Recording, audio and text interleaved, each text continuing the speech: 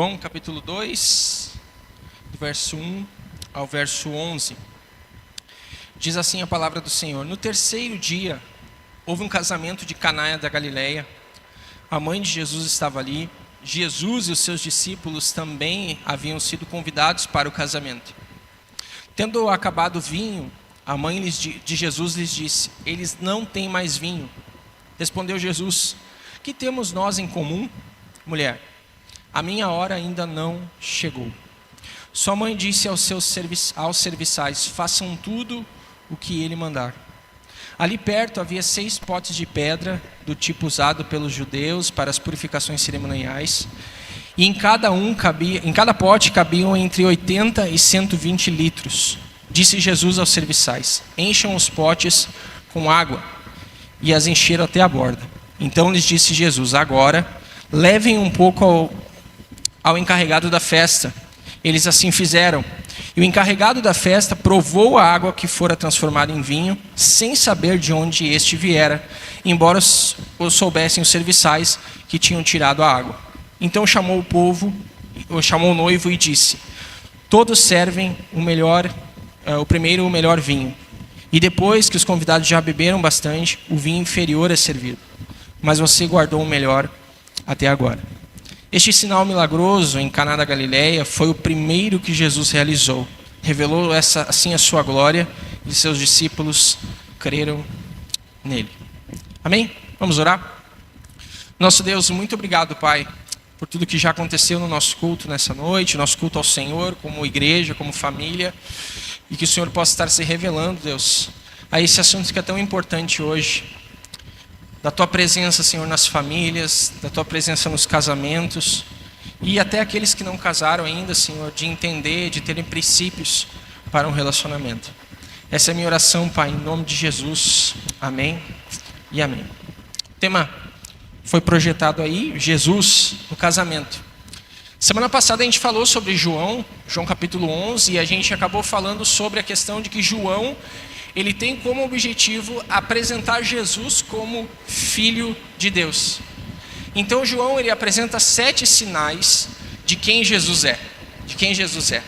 A palavra mais usada por João para descrever os milagres de Jesus é semeion, e é um termo alternativo para milagres ou maravilhas.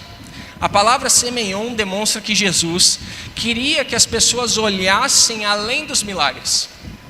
Essa palavra que Jesus emprega, que João emprega, é que as pessoas tivessem aquela ótica, aquela visão além dos milagres do que Jesus realizava.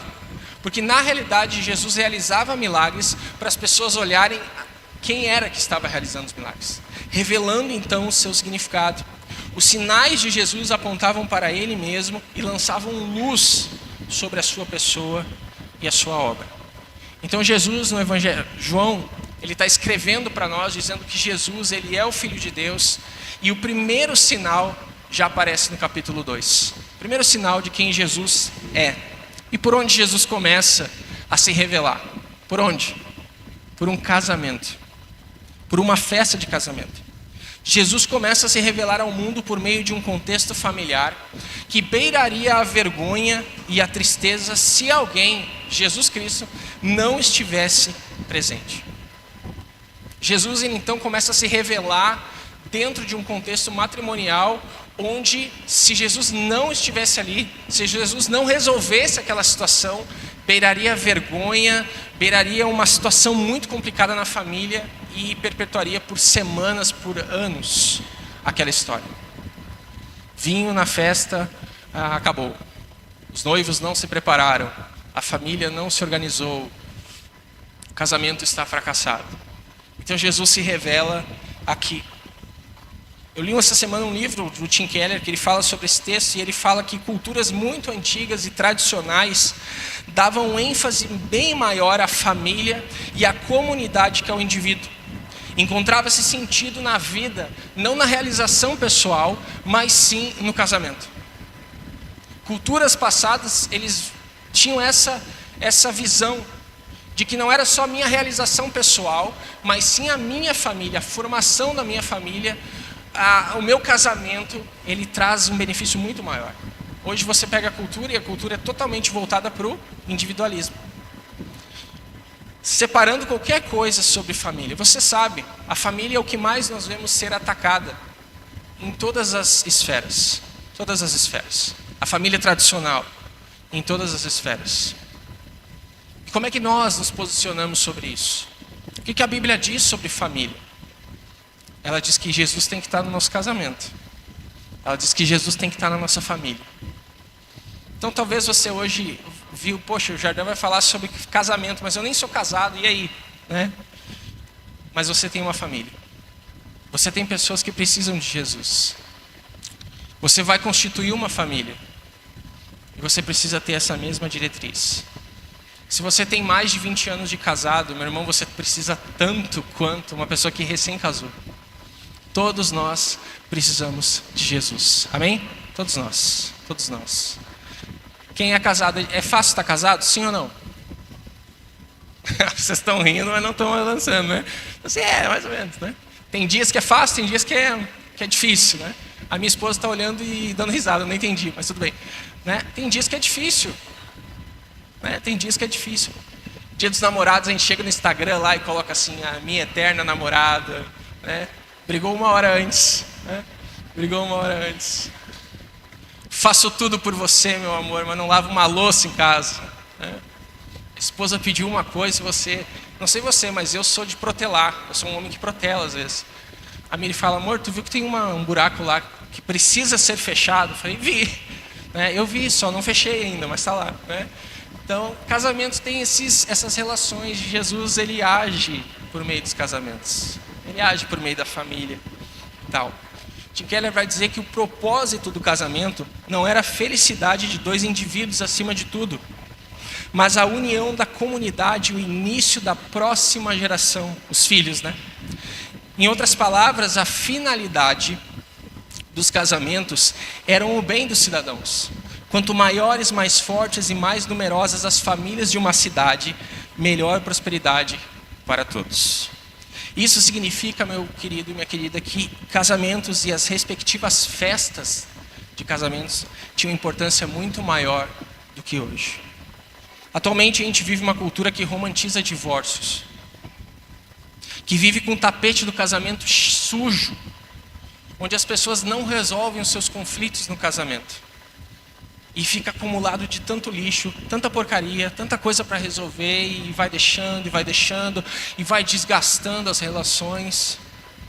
E a gente tem uma geração, uma cultura que romantiza divórcios. Que um olha para o outro e diz assim, eu amo tanto essa pessoa que eu vou me divorciar dela. Eu amo tanto essa pessoa, um dia eu disse que eu queria ter uma vida com ela, mas agora nós vamos para lugares diferentes, porque nós temos planos diferentes e projetos diferentes. E a gente se ama tanto que a gente precisa apoiar esses projetos. É uma geração que romantiza divórcio. O problema da romantização de divórcio é o terror que causa nos filhos. Não é o romance, é o terror. É o problema que se gera na próxima geração. A visão de casamento, meu irmão, você que é pai, você que é mãe, do seu filho depende do seu matrimônio. O pai em casa, ele vai ter uma visão do que deve ser um pai vendo você. A mãe é a mesma coisa. Entende? Você talvez não esteja aqui na frente pregando, mas você prega todo dia para o seu filho em casa. Todo dia. Do jeito que você responde ao seu marido, do jeito que você responde à sua esposa, o valor que você dá para ele ou dá para ela, você está ensinando seu filho sobre o que é casamento, sobre o que é matrimônio, e sobre todas essas coisas. Porém, a mensagem de esperança para nós é que nada é tão destruído que não possa ser restaurado por Jesus. Não sei como é que está seu casamento. Tem casais que entram de mão dada ali, mas a gente não sabe como é que vive a vida na semana. Nada é tão destruído que não possa ser restaurado por Jesus. Nada é tão frio que não possa ser aquecido por Jesus. Nada é tão difícil para Jesus transformar. Seja o seu coração, seja o coração do seu marido ou da sua esposa. Jesus tem poder para restaurar casamentos. O que diz aí no final? Restaurar famílias. Sua família é difícil? bem-vindo. Toda a família é. Toda a família é. Mas Jesus tem poder. Se Ele está no casamento, naquela família, para restaurar. Amém? Amém? Talvez o que nos falte saber é que uma família cristã enfrenta as mesmas lutas do que uma família não cristã. De que a família cristã não é imune a ataques e precisa sim se proteger dos mesmos. Talvez o que nos falte saber é que ser um homem de Deus na igreja e um demônio em casa não traz benefício nenhum. Ser uma mulher de Deus na igreja, mas não honrar o matrimônio em casa, não ser uma mulher que edifica o lar em casa, não faz diferença nenhuma. E o que a gente vê em gabinete é justamente isso. As aparências enganam. É fervoroso, é fervorosa, os casamentos e tal. É em casa, meu irmão. É em casa. Nós precisamos perceber que os nossos pedidos hoje é para que Deus restaure a nação, para que Deus restaure a política, para que Deus restaure o Brasil, a igreja. A gente ouve muito isso. Mas nós não pedimos para que Deus restaure, transforme o nosso casamento, transforme a nossa família, transforme os nossos filhos. A gente está preocupado com a política, mas a gente não está preocupado com a nossa família. E eu não estou dizendo que nós não temos que estar preocupados com a política. Sim, porque ela afeta a família. Mas a gente tem que pedir para que Deus restaure a nossa família, restaure o nosso coração, restaure o coração do nosso parceiro, da nossa parceira, para que a gente possa ter e glorificar a Deus por meio disso. Portanto, tendo em mente as boas novas do Evangelho, que Cristo veio ao mundo para salvar pecadores, eu preciso fazer uma pergunta para você. Você ainda peca? O seu cônjuge ainda peca? Permita facilitar isso. Olha só o que David Harvey diz. Homens, a mulher radiante em cujo dedo você colocou aquela aliança é uma, o que diz aí? Pecadora, né? Pecadora. Mulheres, o homem que lhe fez um juramento de perfeita fidelidade, de sacrifícios vitalícios, é um pecador. Em cerimônias por todo o mundo, todos os dias, sem exceção, são pecadores que dizem sim. São pecadores que comemoram o 10º, 20º, 5º e 50º aniversário de casamento. Todos nós somos pecadores que dizemos sim. Tem uma máxima que as pessoas dizem, né? Quando aquele cara casar, ele muda, né? Não sei se você já ouviu isso, né? Na realidade, a gente se revela como é que a gente é no casamento. A esposa do Billy Graham dizia assim, né? Que casamento é a união de dois pecadores vivendo sobre o mesmo teto. É sobre isso, né? Dois pecadores. Então você peca? Sim. O seu marido peca também. São pecadores que disseram sim. Longe de qualquer família artificial, longe de qualquer família margarina, nós precisamos entender o quão séria é uma família aos olhos de Deus.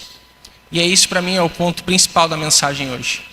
Não apenas que Jesus ele vai visitar uma cerimônia de casamento, mas o que Deus diz sobre casamento na Bíblia. E eu trouxe alguns textos para nós refletirmos. O primeiro deles é Malaquias, e diz assim, ainda perguntam por quê? Porque o Senhor foi testemunha dos votos que você e sua esposa fizeram quanto jovens. Mas você foi infiel, embora ela tenha continuado a ser sua companheira, a esposa a qual você fez seu voto de casamento. Acaso o Senhor não fez um só com a sua esposa? Em corpo e em espírito vocês pertencem a Ele. E o que Ele quer? Dessa união quer filhos dedicados a Ele, portanto guardem o seu coração e permaneçam fiéis à esposa de sua mocidade. Deus falando, pois eu odeio o divórcio, diz o Senhor, o Deus de Israel. Divorciar-se de sua esposa é cobri-la de crueldade, diz o Senhor dos exércitos. De novo Deus vai falar, portanto, guardem o seu coração, não sejam infiéis. Esse é o primeiro texto. Segundo, Hebreus vai dizer para nós, honrem o casamento e mantenham pura a união conjugal, pois Deus certamente julgará os impuros e os adúlteros.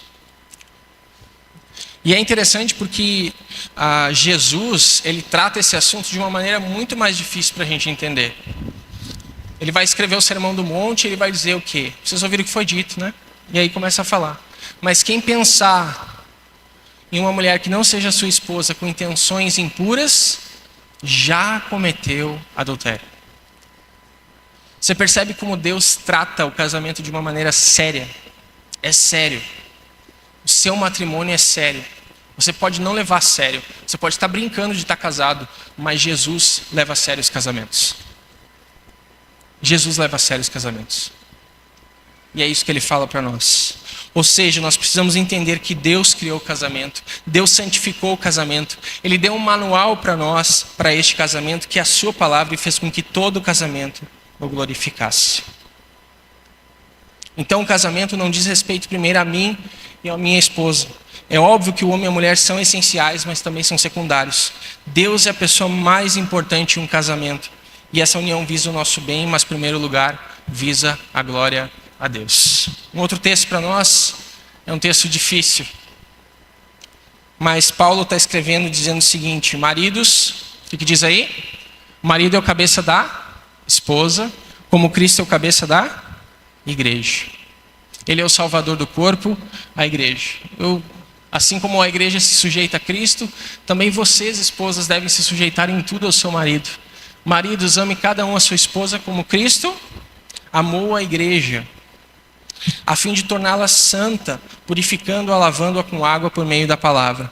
Assim o fez para apresentá-la a si mesmo como igreja gloriosa, sem mancha, ruga ou qualquer outro defeito, mas santa e sem culpa.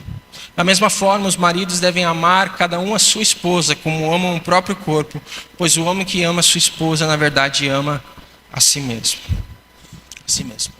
Então, o casamento, em primeiro lugar, ele visa a glorificação a Deus. Ele simula a relação de Jesus com a sua igreja, com a sua noiva. Jesus fala sobre casamento aqui e ele termina Apocalipse falando sobre casamento. A igreja é a noiva de Cristo. Ele é o noivo. E o casamento é simbolismo disso. Então, quando um homem e uma mulher se unem em casamento, eles iniciam um novo e vitalício exemplo de relacionamento entre Cristo e a igreja. Mas pastor, tu não conhece meu marido. Pastor, tu não conhece a minha esposa. Tem razão, tem razão. Você não conhece o Jardel e você não conhece a Miri. Todos nós enfrentamos lutas no nosso casamento. Há relações que são rompidas. Há situações que acontecem nas casas que viram um rompimento. Mas volto a dizer, irmão, Deus é capaz de restaurar qualquer lar. Deus é capaz de restaurar qualquer casamento, qualquer matrimônio. E a nossa visão frente a isso é que precisa mudar. Beleza? Então, olhando para o texto de João, quais são as lições de Jesus no casamento? Quais as lições de Jesus na sua família, naquilo que você entende? Primeira coisa que a gente aprende é que Jesus deve ser convidado para estar na nossa casa. Essa é a primeira lição. Jesus é convidado, Maria é convidada para estar presente naquele casamento. Você e eu precisamos convidar Jesus para estar na nossa família. Jesus precisa estar na nossa família. O evangelista João não cita normalmente. A omissão do nome de José pode ser uma evidência de que ele havia falecido, o pai de Jesus, né? Mas Jesus, como filho mais velho, foi convidado junto com os discípulos. A maior necessidade da nossa família é a presença de Jesus. Mais do que bens, mais do que conforto, a família precisa da presença de Jesus. Nós precisamos convidar Cristo para fazer parte da nossa família. Uma pergunta para você: Jesus sentaria na sua mesa num domingo de meio-dia? Sim ou não? Ele participaria de todas as conversas que acontecem na mesa? Ele participaria da sua criação, criando seus filhos? Você tem convidado Jesus para participar de toda a sua vida conjugal, de toda a sua vida como mãe, como pai, solteiro que está criando seus filhos? O convite é para nós convidarmos Jesus a fazer parte. Seus filhos, a sua esposa, o seu marido, veem você falando de Jesus em casa, ou falando com Jesus em casa. A maioria dos jovens, quando eles se afastam do evangelho, vamos dizer assim, a maioria, não é todos, mas é por um mau testemunho dos pais. Quando um pai não valoriza uma escola bíblica dominical, os filhos não vão valorizar também. Quando o pai e uma mãe não valorizam um culto à noite, os filhos não vão valorizar também. Hoje, se você tem filho pequeno assim como eu tenho, você traz e pronto. Mas daqui a pouco vai ficar mais difícil. E se você não é constante na fé, a primeira coisa que seu filho vai falar é isso. Você quer que eu vá lá, mas tu não vai? Tu é a primeira a não ir? Então nós precisamos convidar Jesus para estar na nossa casa. Segundo, mesmo quando Jesus está presente, pode faltar alegria no casamento. No presente contexto, o vinho era a principal provisão no casamento e também simbolizava a alegria. Às vezes, o vinho da alegria acaba no casamento. Desde o início, a vida cristã não é um parque de diversões, nem uma colônia de férias. Ser cristão não é viver numa estufa espiritual, nem mesmo ser blindado dos problemas naturais da vida. Um crente verdadeiro enfrenta lutas, dissabores, tristezas e decepções. Os filhos de Deus também lidam com doenças, pobreza e escassez. Mesmo quando Jesus está conosco, nós somos provados para sermos aprovados. Então, às vezes acontece isso nos casamentos. Acaba a alegria, acaba o amor, muitas vezes. Há momentos mais complicados. Há momentos que um adoece, o outro precisa cuidar. Os filhos, às vezes, passam por momentos difíceis. Mesmo que Jesus esteja lá, a gente passa por situações complicadas. Talvez na minha casa é assim, na sua provavelmente é também. Todos nós, todos nós. Terceira lição que nós aprendemos de João 2. Nós precisamos diagnosticar o problema com, o que diz aí? Urgência. Maria provavelmente tinha alguma responsabilidade na organização e na distribuição da comida e do vinho naquele casamento. Daí a sua tentativa de lidar com aquela escassez que estava acontecendo. Uma ocasião festiva como essa podia prolongar-se por uma semana inteira. O término do vinho antes do fim seria um sério golpe que afetaria principalmente a reputação daquela família. No Oriente, a hospitalidade é um dever sagrado. Qualquer falta de provisão numa festa de casamento era vista como um constrangimento enorme e uma profunda humilhação para aquela família. Nós precisamos, frente aos problemas da nossa família, do nosso casamento, dos nossos relacionamentos, comunicar Jesus, falar com Jesus. O problema é que às vezes a gente vai guardando, e quando explode, já era. Mas a gente precisa falar com Jesus, abrir o coração para Jesus, levar essa urgência até Jesus. É isso que Jesus espera da gente. Talvez o seu casamento, a vida com seus filhos não está bom. E por vezes a nossa reação é não diagnosticar, é fazer vista grossa. Fazer vista grossa. É uma fase, vai mudar. Quem muda é Jesus. Quem transforma vidas é Jesus. A nossa família precisa estar aos pés de Jesus. O seu relacionamento, seja ele agora ou o que vai acontecer um dia, ele precisa estar nos pés de Jesus. A cruz precisa ser central nas famílias. Isso não quer dizer que a cruz sendo central as coisas vão ficar fáceis, as coisas vão ficar tranquilas. Não vão. Mas a gente precisa diagnosticar esse problema com urgência. Quarto, nós precisamos levar o problema à pessoa certa. Antes de comentarmos as crises que atingem a família, nós devemos levar o assunto aos pés de Jesus. Os nossos dramas familiares não devem se tornar motivos de murmuração, mas de intercessão. Em vez de envergonharmos a família com a divulgação das nossas limitações e fraquezas, nós devemos confiadamente apresentar essa causa a Deus em oração. Hoje a gente estava na classe de novos membros e uma irmã comentou que orou 12 anos pelo seu marido. 12 anos. Eu sei de outras pessoas que oraram muito tempo pelo seu marido, pela sua esposa, pelo seu filho. E é isso. Nós precisamos levar a pessoa certa os nossos problemas. Jesus, está acontecendo isso. Jesus precisa saber, embora ele saiba, mas ele precisa ouvir da gente. Quinto, indo para o fim já. Nós precisamos aguardar o tempo certo de Jesus. Jesus, ao chamar a sua mãe de mulher, trouxe honra e delicadeza. Jesus não foi grosso, áspero com Maria. Pelo contrário. A palavra que Jesus usa teria como sentido minha senhora, minha madame, né? Jesus está falando com uma educação com Maria. Não a aspidez como a gente acha que Jesus falou, né? Mulher que tenho eu contigo, né? Mas ali a tradução é como se Jesus tivesse mulher. né, com uma educação, um carinho falando com Maria. Jesus está falando com ela. E o seu cronograma de ação já havia traçado na eternidade. Jesus deixa claro que inicia o seu ministério público, tudo, incluindo os laços de família, estava subordinado à sua missão divina. Jesus sabia que ele tinha que resolver aquele problema com a família e ele tinha o tempo certo para agir. Por vezes as crises vão bater na nossa família, no nosso casamento, e parece que Jesus não se move, como a gente falou semana passada. Não age. Porém, como vimos, Jesus, ele age no tempo dele, no tempo de Deus. A agenda de Deus não é a nossa agenda. O tempo de Deus não é o nosso. Mas Deus age sobre as crises. Quantos casais, por algumas crises, foram fortalecidos? Quantas famílias foram fortalecidas por meio de crises?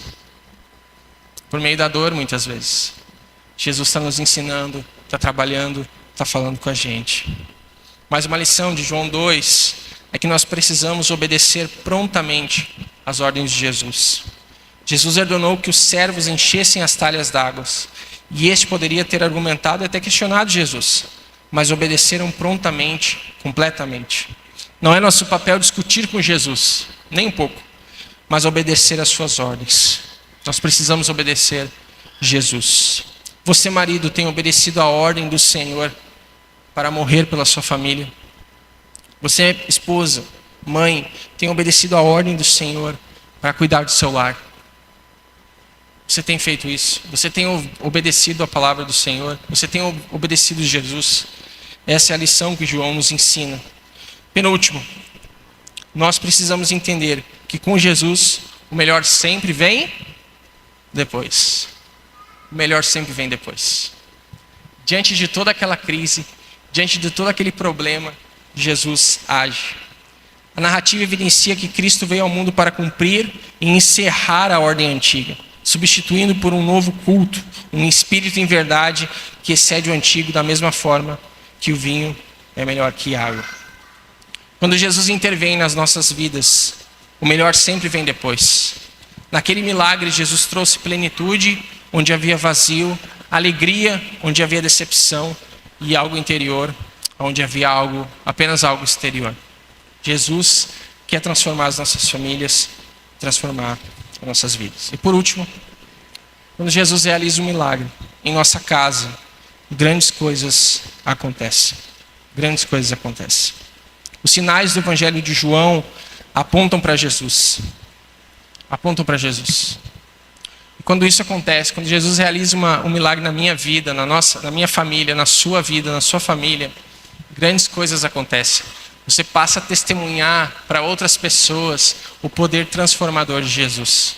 Você pode chegar e dizer assim: Jesus transformou minha família, Jesus transformou meu relacionamento, Jesus transformou meu casamento. Isso se torna um testemunho público daquilo que Jesus pode fazer. Não existe uma família tão destruída que não possa ser tão transformada por Jesus. Não existe algo tão quebrado que não possa ser restaurado pelo Senhor. Não existe. Agora a nossa visão sobre casamento, ela precisa ser clara. É aquilo que Deus acha. É aquilo que Deus acha. Isso é importante. Isso é importante. Amém, irmãos?